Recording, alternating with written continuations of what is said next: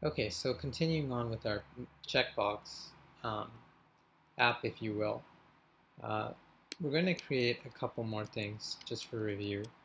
But essentially, let's say that I had a div that I wanted to show and hide. Um, let's go ahead and say this div is hidden by default. And I'm just going to have an attribute called ngShow.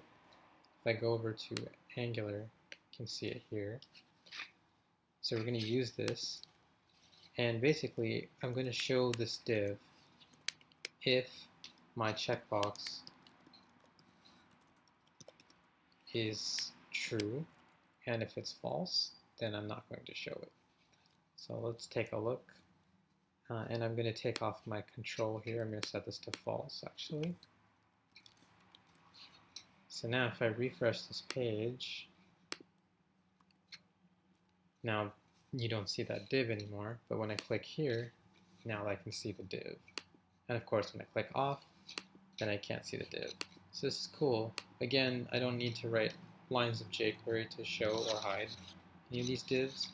They just show based on whatever the condition of the model is for that div. So if I turn this to true and I save here, then by default it's actually showing. And then when I click off, then of course it goes away. So controller gives us the ability to control whatever's inside the view here, this div, and then that also means we have control over all the different models inside. So hope you're getting the hang of the whole model view control pattern here. If you're not, we have more examples to go. Let me go ahead and just show you the opposite of the div ngShow, which is ngHide. And I'll do one more example too. So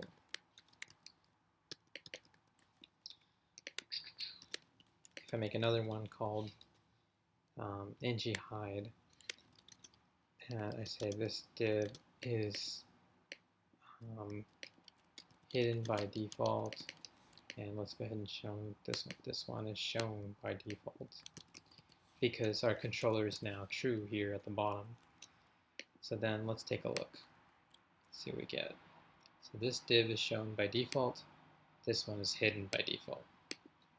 So you can tell that ngShow and ngHide are basically the opposite of each other. So if this is true, then this div will show. Whereas if this is true, then this will be hidden. Now, if I wanted to do one more condition where I'd say like div ngShow, and I'd said not my checkbox,